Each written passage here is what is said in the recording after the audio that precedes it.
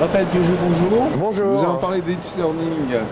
Et donc It's Learning est présent en France depuis donc il est connu aujourd'hui.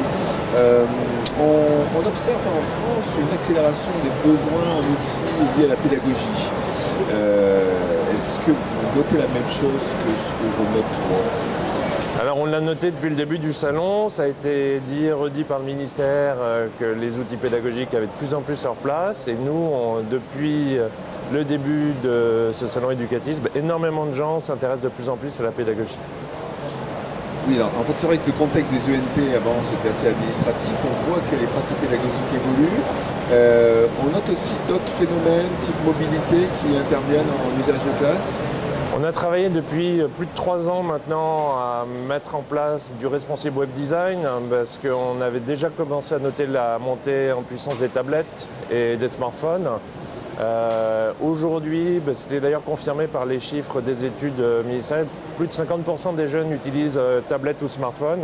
Donc c'est vraiment une tendance de fond sur laquelle on est aujourd'hui avec une solution totalement adaptée au support.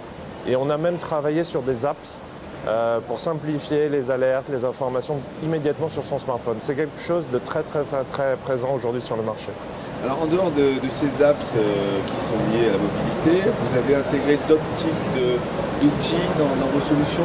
Oui, on a une très forte appétence pour les outils bureautiques et aujourd'hui on intègre de manière native les outils qu'utilisent les enseignants, que ce soit Word, Excel, PowerPoint, directement dans le navigateur. Donc c'est Office 365, c'est quelque chose qui marche bien. On a un partenariat avec Microsoft et aujourd'hui je pense que les utilisateurs sont prêts et vraiment très demandeurs de pouvoir utiliser uniquement leur smartphone ou leur tablette pour pouvoir collaborer sur des documents. Alors c'est souvent que les enseignants utilisent des outils en fait, qui sont disponibles sur le marché en ENT du genre Google Drive ou Dropbox. Est-ce que vous avez pris en compte ce type de phénomène? Alors là encore, pour la mobilité, effectivement, on sait que c'est une problématique de pouvoir rajouter des documents et de les sauvegarder. Donc on a intégré la facilité à partir de Dropbox, de Google Drive, de SkyDrive, OneDrive, qui permettent d'intégrer tous ces documents directement dans l'ENT. C'est le dépôt qu'on accède même à partir de son smartphone. Donc en dehors du stockage et de la gestion sur un ENT, les enseignants souhaitent publier les choses.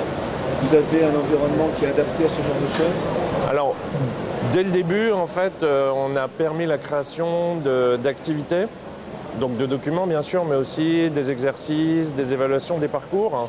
Tout ça étant lié aux compétences, parce que c'est aujourd'hui, notamment avec la réforme qui se met en place sur l'évaluation des compétences, les disciplines transverses, c'est quelque chose qu'on a depuis très longtemps et qui est très utilisé, en tout cas de plus en plus en France.